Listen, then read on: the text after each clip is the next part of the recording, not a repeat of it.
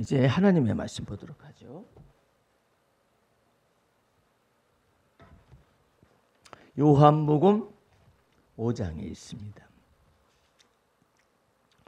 오늘 우리에게 주시는 하나님의 말씀은 요한복음 5장 19절서 29절까지 보도록 하겠습니다.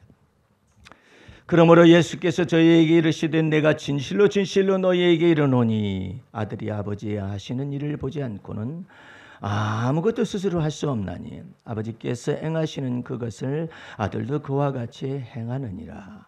아버지께서 아들을 사랑하사 자기의 행하시는 것을 다 아들에게 보이시고 또 그보다 더 큰 일을 보이사 너희로 기히 여기게 하시리라. 아버지께서 죽은 자들을 일으켜 살리신 같이 아들도 자기의 원하는 자들을 살리느니라. 아버지께서 아무도 심판하지 아니하시고 심판을 다 아들에게 맡기셨으니 이는 모든 사람으로 아버지를 공경하는 것 같이 아들을 공경하게 하려 하심이라. 아들을 공경치 아니하는 자는 그를 보내신 아버지를 공경치 아니하느니라. 내가 진실로 진실로 너희에게 이르노니 내 말을 듣고 또 나 보내신 이를 믿는 자는 영생을 얻었고 심판에 이르지 아니하나니 사망에서 생명으로 옮겼느니라.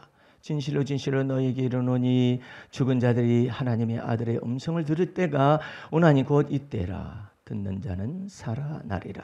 아버지께서 자기 속에 생명이 있음과 같이 아들에게도 생명을 주어 그 속에 있게 하셨고 또 인자됨을 인하여 심판하는 권세를 주셨느니라.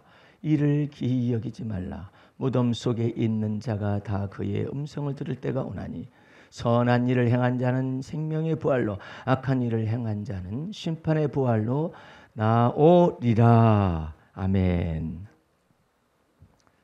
할렐루야. 오늘은 예수가 일으키는 스캔들 세 번째 시간 요한복음 5장 19절에서 29절 사이에 있는 말씀을 통하여 은혜를 받도록 하겠습니다.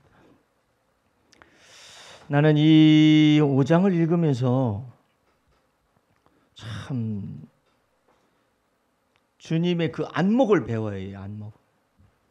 아니 38년 동안 병들어서 누워 있었던 사람한테 네가 낫고자 하느냐? 엉뚱한 소리만 이거 병자가 말을 하죠. 그러니까 병자의 믿음은 아니에요. 병자의 믿음이 아니기 때문에 예수님이 나중에 14절 보세요. 그 후에 예수께서 성전에서 그 사람을 만나 이르시되 보라 내가 나았으니 더 심한 것이 생기지 않게 다시는 죄를 범치 말라 이렇게 말을. 믿음이 있었으면 완치가 됐을 텐데 이 사람은 낫긴 나았는데 자기 믿음은 없이 예수님의 권능으로 하시는데 그럼 왜 예수님은 이런 일을 일으키시느냐?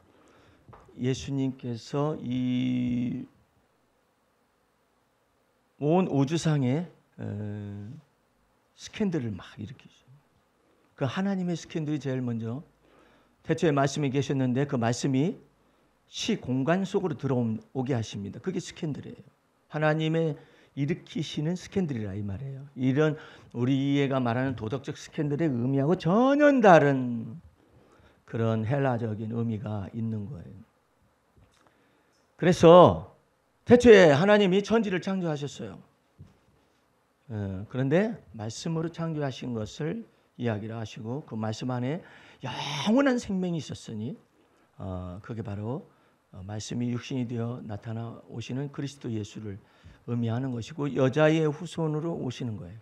하나님께서 미리 인간 속에 죄가 발생하자마자 여자의 후손으로 메시아가 온다라는 사실, 하나님의 말씀이 육신이 되어져 가지고 온다는 사실을 여자의 후손이라는 것으로 죄가 들어오자마자 계시하시는 거예요. 그게 하나님의 스캔들이에요. 하나님이 인생들의 시공간 속에서만 인생들은 알아요. 석가모니가 제 아무리 영겁이 어쩌고 저쩌고 그렇게 말을 해도 그는 영겁을 몰라요. 그는 시간조차 몰라요. 이게 문제인데 하나님의 말씀은 정확하게 말을 해요. 예. 하나님이 말씀이 천지 만물을 다 창조할 수 있는 그와 같은 것인데 그 말씀이 육신이 되어서 온다라는 것, 올 수 있다. 와가지고 뭐 하시려고? 하나님의 형상으로 피조되어진 사람들과 더불어 대화하시고 싶은 거예요. 커뮤니케이션을 하시고 싶은 거예요. 죄에 빠져가지고 하나님과 커뮤니케이션이 안 돼요. 그러니까 마귀의 명령을 쫓아서 타락을 했어요. 예. 그러니까 그로 인하여서 이 세상, 하나님이 보시기에 좋은 세상 속에 죄가 들어오게 한 거예요. 이것은 마귀와 인간이 일으킨 스캔들이에요. 이것은 죄와 사망에 처해지는 거예요. 영원한 심판에 가둘 수 있는 그런 내용이에요. 그런데 하나님이 이것을 듣다 보다 못해가지고 수선 좀 하자 이런 의미가 아니라 하나님의 계획 속에서는 하나님의 영원한 나라와 하나님의 사랑의 깊이와 높이와 넓이가 무엇인지를 인생들에게 가르쳐 주기 위하여서 하나님이 친히 때와 시와 기한과 공간을 다 창조하셨음에도 불구하고 하나님의 아들 예수 그리스도로 하여금 이 시 공간 속에 메어져 있는 인간, 이 인간 속에 들어오셔서 그 속에서 커뮤니케이션하고 교통하시고 대화하시고 그리고 이 모든 것을 다 풀어가기 위해서는 한 가지 방법밖에요. 여자의 후손으로 오셔서 사람의 아들로 오셔야 해요. 그 사람의 아들의 의미는 오직 한 분에게만 적용이 될 수가 있어요. 그것은 사람의 아들로 오셨다는 게 인자가 되셨다는 인자가 되셨다는 거예요. 그래서 27절 말씀을 보세요. 또 인자됨을 인하여 이게 굉장히 엄청난 말이에요. 이것을 알면 알수록 인자됐다는 건 무슨 말이냐면 말씀이 육신이 되어 우리 가운데 거하시니 하나님의 독생자의 영광이 충만하고 은혜와 진리가 충만하더라. 이 인자됨은 이것은 한 분에게만 적용이 되는 겁니다. 그런데 그 인자됨을 인하여 심판하는 권세를 아들에게 줬. 나는 이 19절에서 29절 말씀을 읽으면서 많이 울었어요. 왜 그러냐면은 그 예수님은 지금 도무지 대화가 안 되는 바리새인들이나 유대인들과 율법을 잡은 자들과 대제사장에서 파송된 사람 유대인들이라고 총칭하는 그런 사람들과 더불어서 얘기하는데 얘기가 안 되는 거예요. 말이 안 돼. 말을 이해를 못 해요. 예?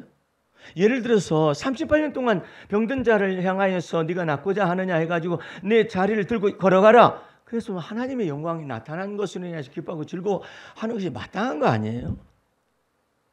그런데 안식일인데 유대인들이 병 나은 사람에게 이르되 안식일인데 네가 왜 자리를 들고 가느냐 옳지 아니하니라 이렇게 말을 하고 내게 그 자리를 들고 걸어가라 한 그 사람이 누구냐? 죽이겠다는 거죠. 이게 도무지 이게 안 돼요. 그러니까 예수님은 이제 만나게 됐잖아요. 더 큰 것 생기지 않도록 죄를 범치 말아라 이렇게 했잖아요. 유대인들에게 가서 나를 고친 사람은 예수다. 다 얘기를 했을 거 아니에요. 그러므로 안식일에 이러한 일을 행하신다 하여 유대인들이 예수를 핍박하게 됐다라는 것이 16절에 나오고 17절 말씀에 예수님은 놀라운 얘기를 막 하시는 거예요. 예수께서 저희에게 이르시되 내 아버지께서 이때까지 일하시니 나도 일한다. 아니 안식일에 일하지 말라고 그랬는데 예수께서 저희에게 이르시되 내 아버지께서 내 이제까지 일하시니 나도 일한다. 엄청난 얘기를 하는 거예요. 죽어 마땅한 얘기를 하는 거예요. 예수님. 안식일에 일하는 사람들은 율법에 의하면 죽이라고 했잖아요. 노동하는 자는 죽일지니라. 그렇게 돼서 그것만 가지고 막 이제 누가 너 자리를 들고 가게 했느냐. 이제 자리를 들고 가는 것이 노동인지 자리를 들고 가는 것인지 일하는 것인지 이런 것을 모르지만 막 얘기를 하는 거예요. 자기네들의 안식일 규례법을 만든 것을 가지고 이렇게 말을 하잖아요. 예수님은 그래서 두 가지 스캔들을 딱 던집니다. 두 가지 스캔들이 뭐냐? 18절. 유대인들이 이를 인하여 더욱 예수를 죽이고자 하니 첫 번째, 이는 안식일만 범할 뿐 아니라 두 번째, 하나님과 동등으로 자기를 삼은다. 나는 이런 기절들을 보면서요. 요한이라는 이 사람은 세례 요한이 아니라 요한과 야고보라고 말하는 불황무식한 갈릴리 어부 중에 한 사람이 그 요한이에요. 사도 요한. 그 사도 요한이 공관복음, 마태복음, 마가복음, 누가복음 속에서는 볼 수가 없는 그 공관, 같이 그와 같은 사건을 쓰죠. 예수님의 제자들이 안식일 날 배가 고팠어요. 그래가지고 밀 이삭을 익은 것을 갖다가 훑었어. 이건 타작을 한 거예요. 이 바리새인들과 유대인들이 생각할 때 타작을 했다. 훑어가지고 비볐어. 이것은 이제 타작과 더불어서 저것을 해가지고 입에다 넣었어요. 시장해가지고. 그러니까 이것을 보고 예수님한테 막 빈잔을 주는 거죠. 당신의 제자들이 안식일율법을 버리지 않는다고, 지키지 않는다고. 그러니까 예수님께서 놀라운 예를 말씀하십니다. 나는 안식일의 주인이니라 하다. 못 알아들어요. 안식일의 주인이 되신 예수님이 안식일에 일하지 말았을 땐 바로 그분이셨어요. 그런데 안식일의 주인인 내가 왔다. 그렇게 말을 하면 알아들으라는 얘기 아니에요. 그런데 근본적으로 못 알아들어요. 인자는 안식일의 주인이니라. 그러므로 안식일의 주인께서 는 안식일 율법 위에 있다라는 거예요. 안식일 율법을 지키려고 하는 사람은 안식일 율법 아래에 있게 되죠. 그러니까 예수님의 제자들은 안식일 율법 위에 있는 안식일의 주인이 되신 예수께에 붙어 있는 사람들은 잘 알아야 해요. 지난번에 무슨 프로그램을 보니까 흥미진진한 프로그램이 있었어요. 이런 걸 잘 알아들어가지고 여러분이 진리의 은혜와 진리의 말씀을 적용할 때 이 두뇌를 완전히 형이하게 완전히 하나님의 나라의 법칙적으로 이것을 마음을 맞추면 주님께서 여러분에게 놀라운 은혜와 축복을 이 두뇌를 열어주셔서 그쪽으로 행하는데 무슨 얘기하려고 했느냐면은 당락인지 무엇인지 그런 프로그램이 있었어요. 이렇게 쳐다보다 보니까 재미도 하나도 없는 프로그램 같아서 잘 안 보는 편인데 거기에 그 조그만한 그 저가 항공사 하는 뭐 부장인지 뭔지 하는 사람이 나오게 됐어요. 나오게 됐는데 이제 다 준비를 했어요. 그래가지고 괌에 가는 거예요. 괌에 가는데 하필이면 태풍이 온 거예요. 그 태풍이 올 때 이 괌으로 뜨는 거예요. 그러니까 그러는데 이 중간에 가다가 이 저기 태풍 때문에 이 비행기가 막 흔들리고 막 이러잖아요. 그런데 전부 다 편안한 마음 가지시고 메고 있으십시오 이렇게 하거든요. 그런데 태풍이 오는데 저거 어떡합니까? 그러니까 놀라운 얘기를 하는 거예요. 태풍이 있는 것은 이와 같은 비와 구름과 이와 같은 것들이 움직일 수 있는 이와 같은 운하 구름 밑에 있잖아요. 구름 밑에 난리를 치지. 그러니까 비행기는 35,000피트로 확 올라갑니다. 그러니까 여기하고 상관이 없는 거예요. 예수님은 여러분을 그렇게 대해요. 38년 된 병자에게도 일어나 걸어가라고, 네 자리를 들고 가거라 이렇게 말씀. 위에 계신 하나님의 권세와 능력이 있는 자가 육신이 되어 오셔가지고 이 땅에 있는 모든 사람들에 관해서 딱 말씀하셔요. 태풍 오면 태풍이 휘말리잖아요. 여기 지상에 있는 사람 태풍이 휘말리잖아요. 35,000피트 비행기가 딱 위에 떠 있으면 그 구름 위를 나르는 거예요. 내가 처음에 주님 앞에 은혜를 받았을 때 나는 날마다 죽습니다. 이거 해봤자 무슨 소용이 있습니까? 질문을 했었어요. 그랬더니 주님께서 뭐라 하냐면은 네가 나는 날마다 죽는다고 해서 네가 완전히 육신을 벗어가지고 죄도 없고 뭣도 없고 그런 것이 아니야. 너는 우리 모두는 예수 피로 말미암아 죄사함의 은총을 이미 받아서 구름 위로 뜨게 하신 거예요. 그리스도 예수 안에서 하나님의 은혜 안으로 들어가게 하신 거라 우리를 이미. 근데 이 땅에서 살아가는 동안에 이게 문제가 되잖아요. 이 땅에서 살아가는 문제가 되지만은 그리스도 안에 있으면 그 태풍이 안에 있는 게 아니라 그리스도 안에 있으면은 35,000피트 상공까지 올라가서 구름권하고 비교가 될 수 없는 그런 곳에 우리를 있게 하시려고 한다는 거예요. 그런데 이것을 잘 알아요. 그러면 어떻게 하면 그렇게 됩니까?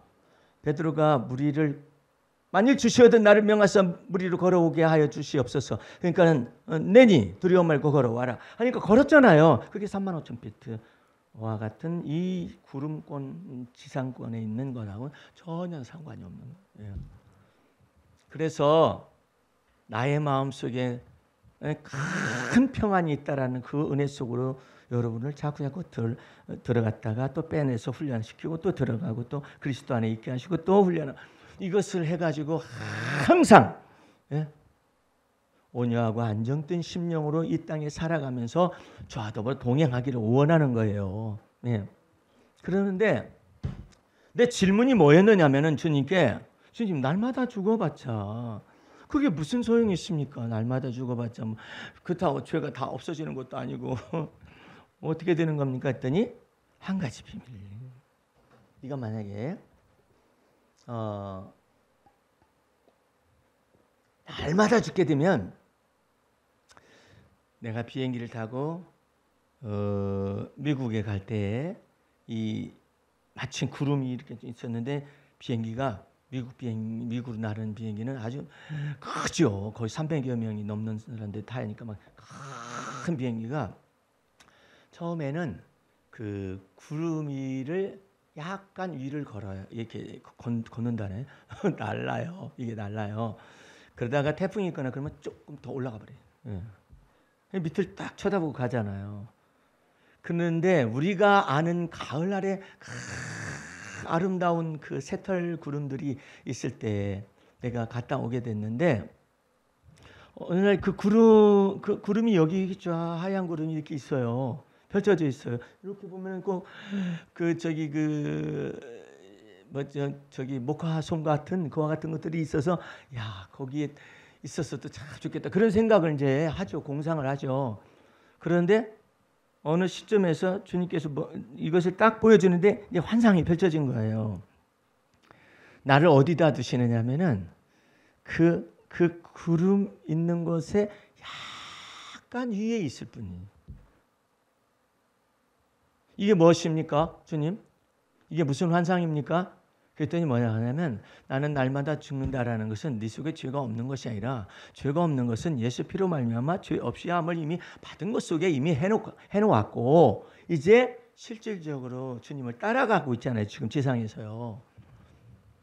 그랬을 때 네가 약간 그 구름 위에 약간 네가 이렇게 있을 뿐이다. 약간 다른 사람은 구름 안에서 막 발버둥 치고 있는데 너는 약간 이렇게 올라와 있을 뿐이야. 그 뭘 의미하시는데요? 네가 완전한 의인이 아니라는 것이고 네가 완전하게 죄가 없다라는 뜻이 아니라는 것이다. 너는 그 속에서 다음 기절을 잘 성내기를 더디하고 더디가 되냐. 그 더디가 될 뿐이에요. 더디. 말하기도 더디하고. 야. 근데 이 더디가 엄청나게 많은 여러분의 말하는 내뱉는 속도를 줄여요.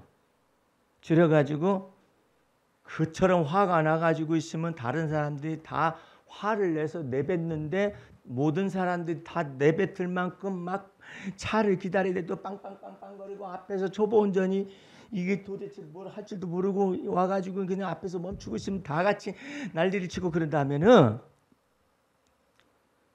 나는 날마다 죽는 것을 통하여 주의 제자의 길을 가게 되면은 다른 사람보다 약간 덜 성을 내는 거예요. 속도가 좀 늦은 거예요. 예?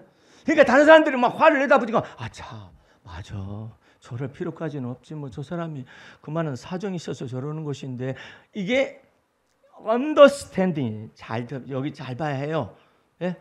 여기 잘 봐요.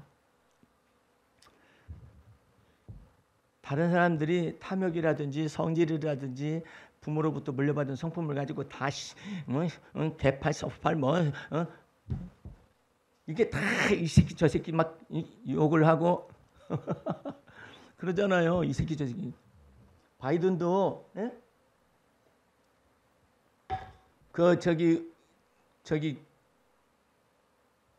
뭐냐면은 그 기자 중에 한 사람이 바이든한테 쏘아대고 막 말을 했어요. 이 새끼가 했어요. 했는데 바이든이 다른 점은 돌아가 가지고 정중하게 전화를 걸어요. 바이든. 내가 그때 너무나 흥분하고 당신 그렇게 말을 하는 것 때문에 화가 나서 이 새끼야 이렇게 했다. 그 내가 미안하다 사과한다. 그러니까 뭐 괜찮습니다. 뭐 사람 살다 보면 뭐 이것도 그렇고 저것도 아무 일이 없었던 거예요. 그런데 이번 대통령 우리나라 대통령은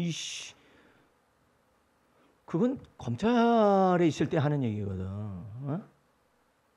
한번 갖다 놔본 거예요. 검찰에서 있다가 그래 법 하는 사람만 갖다 놓고 너희가 한번 뽑아가지고 너희가 얼마나 당하는지 너희들이 한번 경험 한번 해봐라. 해가지고 법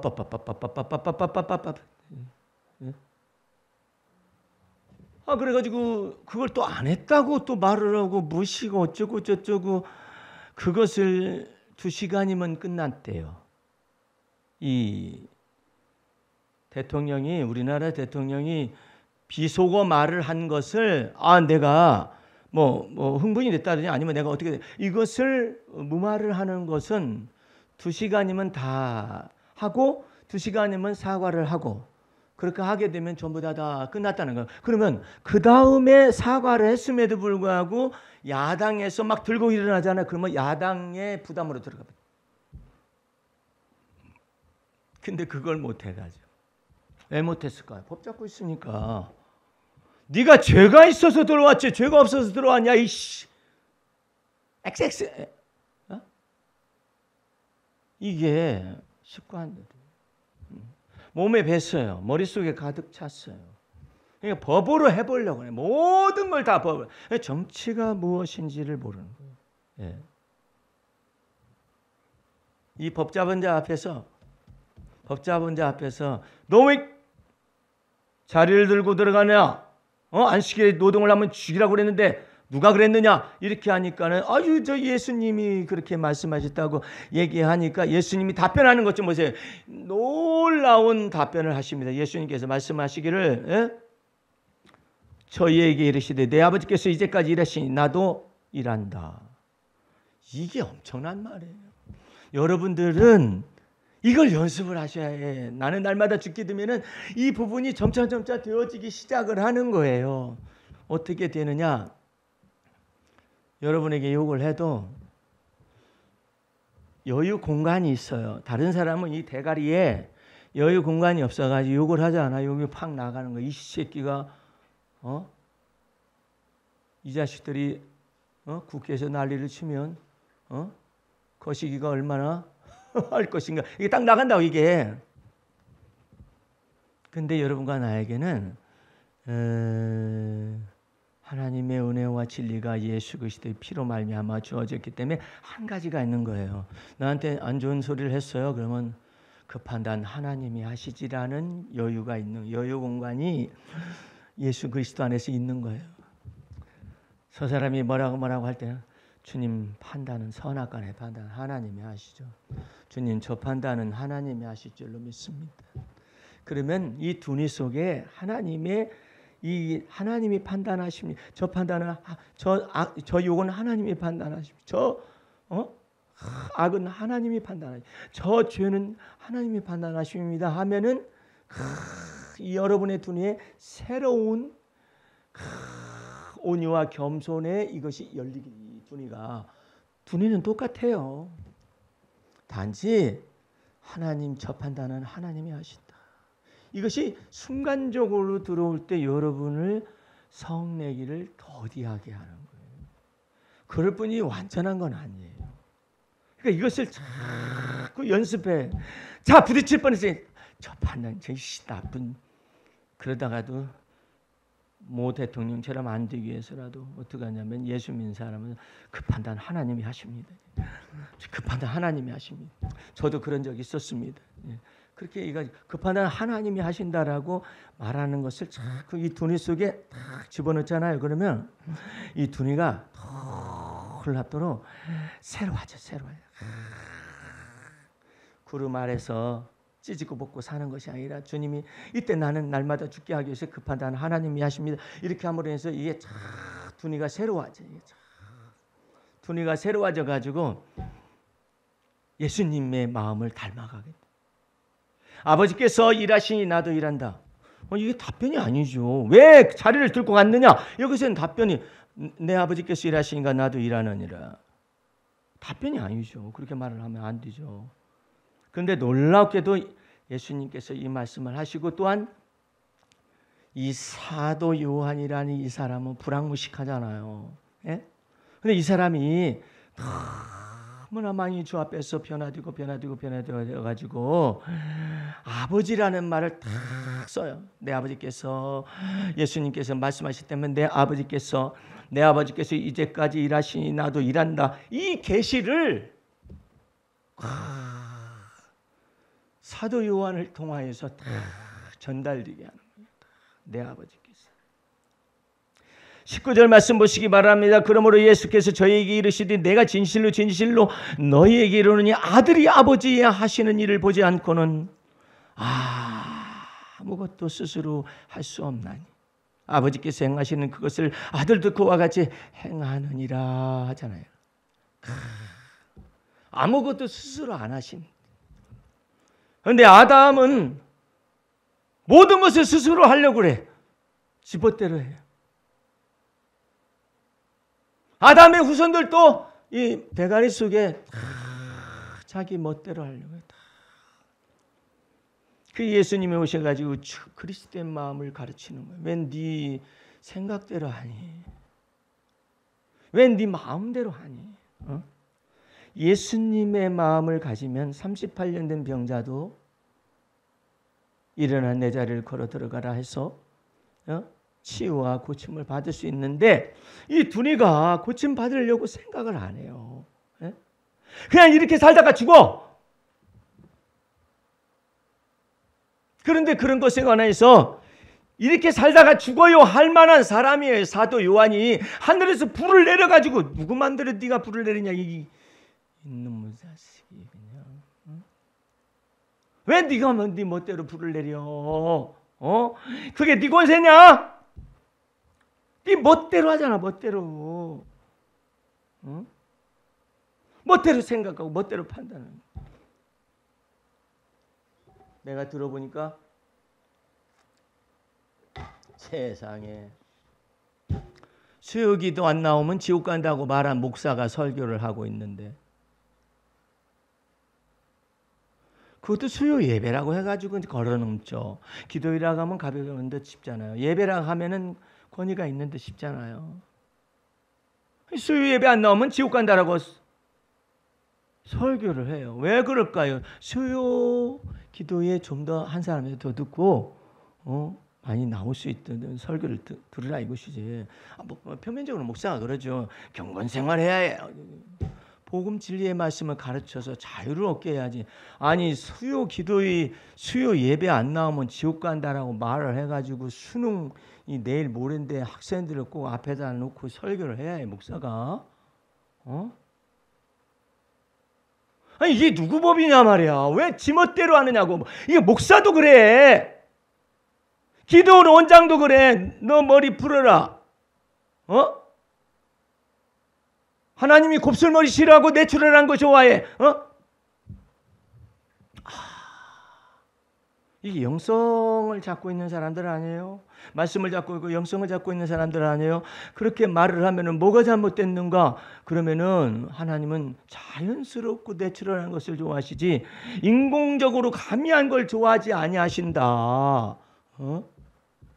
참, 왜 해석을 그렇게 할까? 미쳤어요. 미쳤다니까요. 파마한 사람들 다 죄야. 그 목사의 말에 의하면, 그 기도 원장 말에 의하면은, 파마한 사람, 얼마나 되는지, 안 한 사람 얼마가 되는지. 아니 머리카락 때문에 그렇게 죄가 아니고 죄가 되고 악이 되고 그 다음에 또 선이 되고 그렇게 된다면 뽑아. 다 뽑아. 그냥 뭐더러 머리카락 뽑겠네 아니면은 그 내추럴한 머리를 가진 그러지 말고 그냥 기도원 원장 너부터 뽑아라. 주님이 그러실 거 아니에요. 너부터 뽑아. 아니 수요 기도에 안 나오고 수요 예배 안 나오고 모든 예배 빠지게 되면 저주를 받을 것을 가면서 설교를 할 것인데 그러면 그 목사는 그냥 예배당에 살아. 참 이상한 인간들.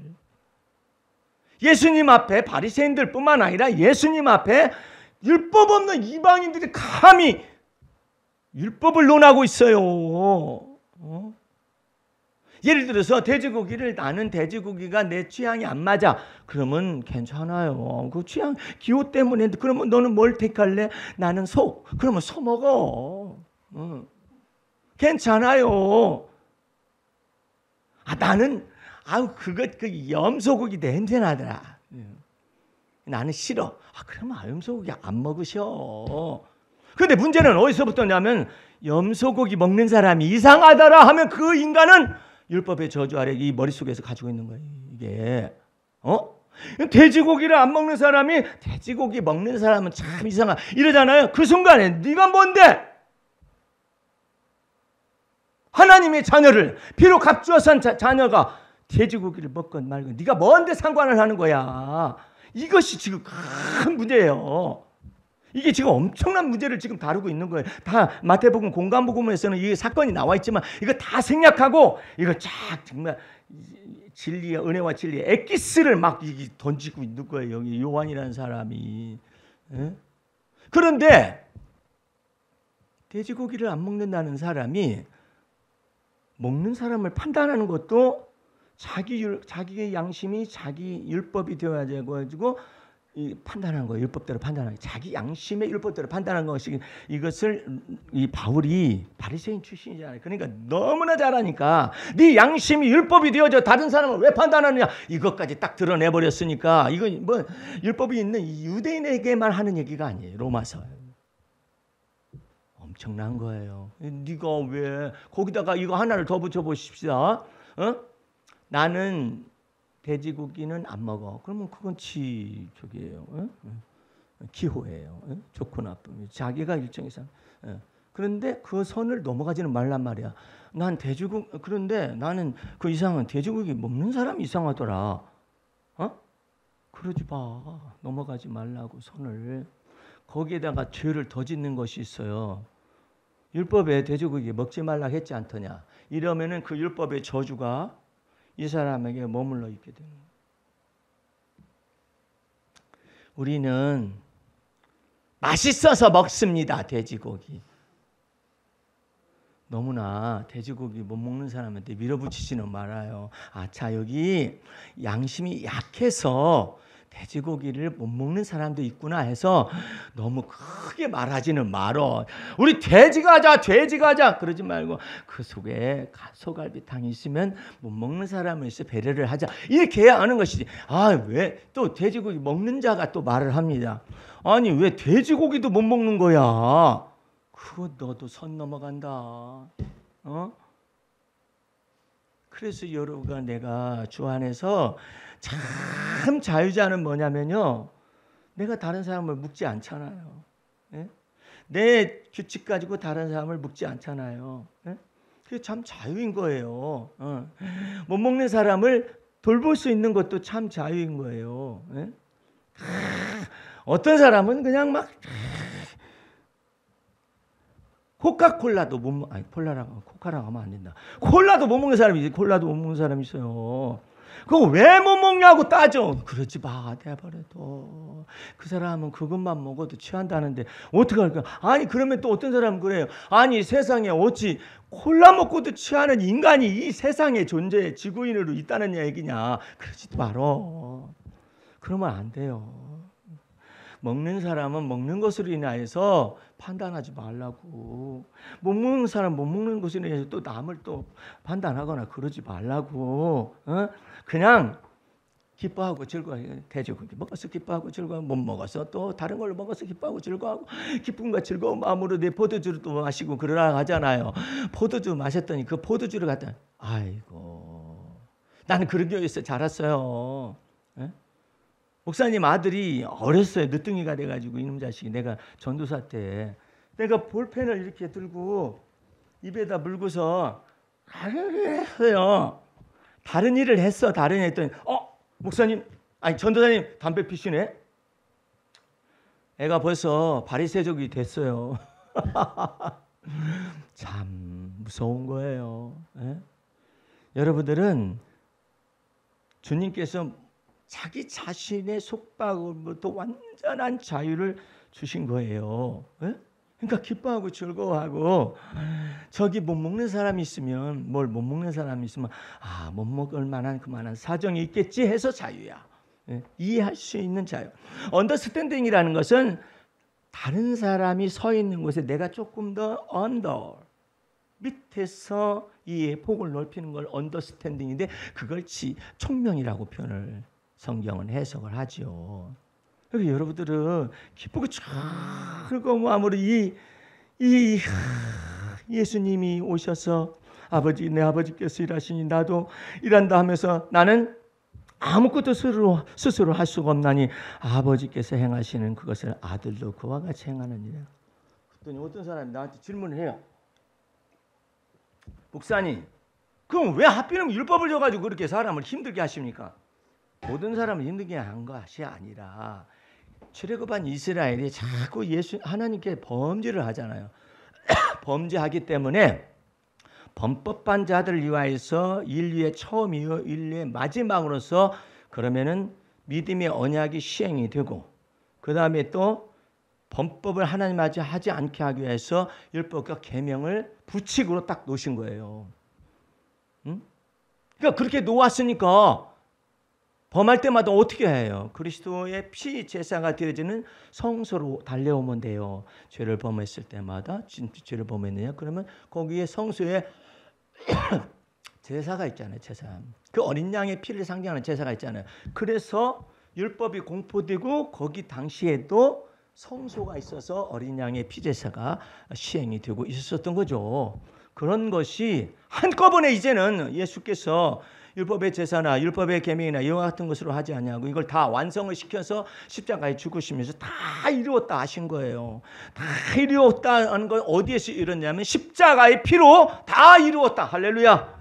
그렇기 때문에 여러분이 쉽고 가벼운 멍에를 주신 거야. 근데 문제는 이방 그리스도인이 뭐라고 하냐면 자기 머릿속에 있는 율법에, 이 양심 율법에 맺혀져 가지고 이것을 가지고 다시 바리새적인 신앙생활하는 것하고 엮어서 뒤죽박죽이 돼가지고 복음을 이해하니까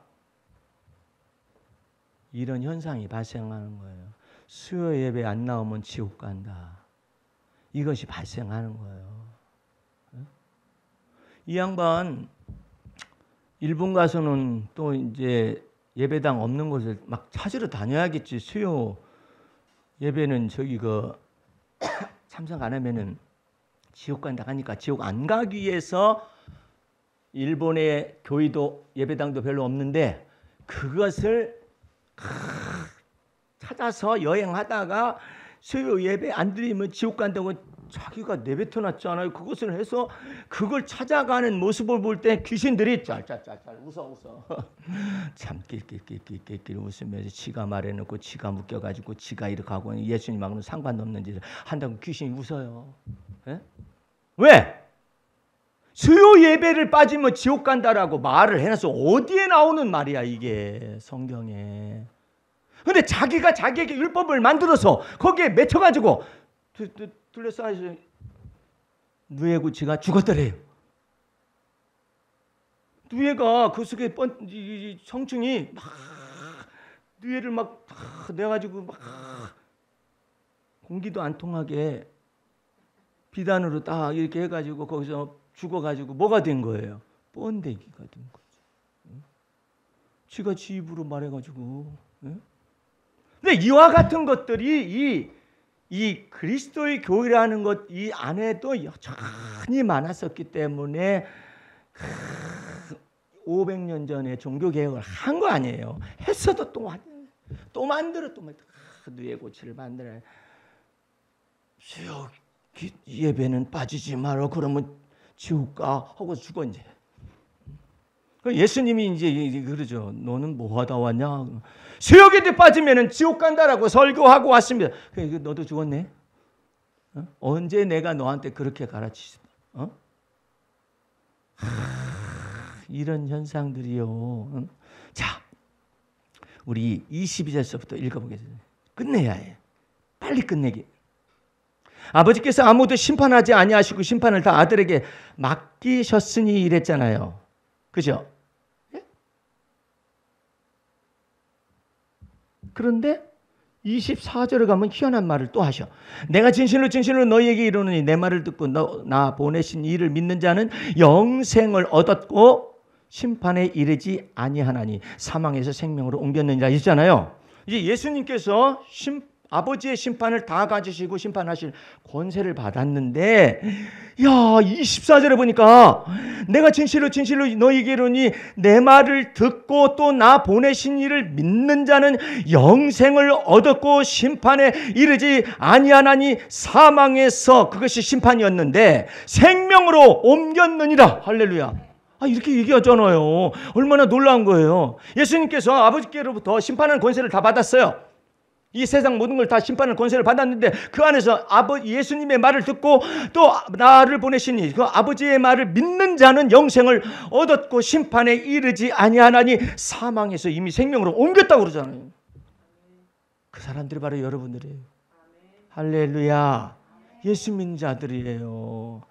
어떻게 이와 같은 넘치는 이 지혜와 총명과 하늘에 속한 이 말씀을 불황무식한 어부에 불과했었던 요한이라는 사도가, 그리고 이거 소울 이 마인드가요, 이 완전히 개판이야. 이 친구, 이 사람이 개판이야.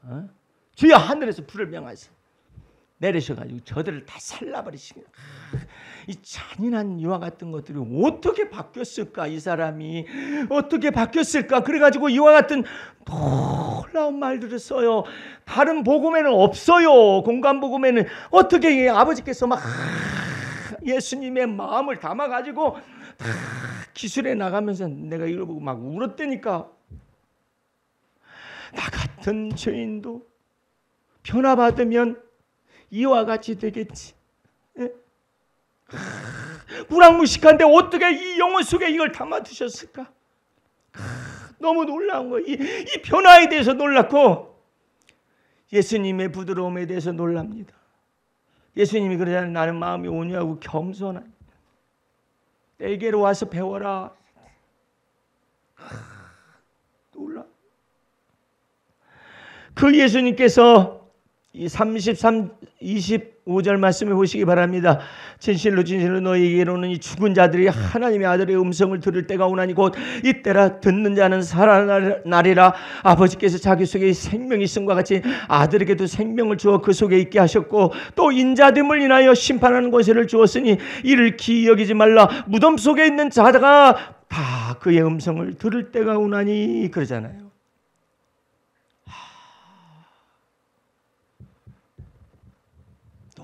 놀라운 얘기예요.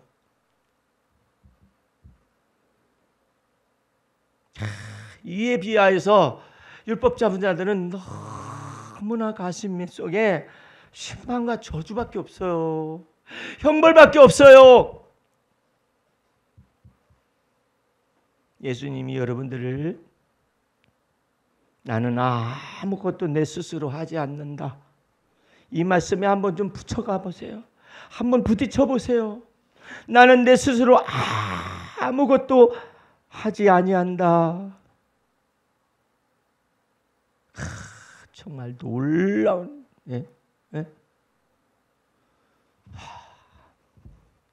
우리 멋대로 하죠. 멋대로 하고 고난과 역경이 나타나면 어찌 그러실 수 있느냐고 말을 하죠. 사악한 거예요.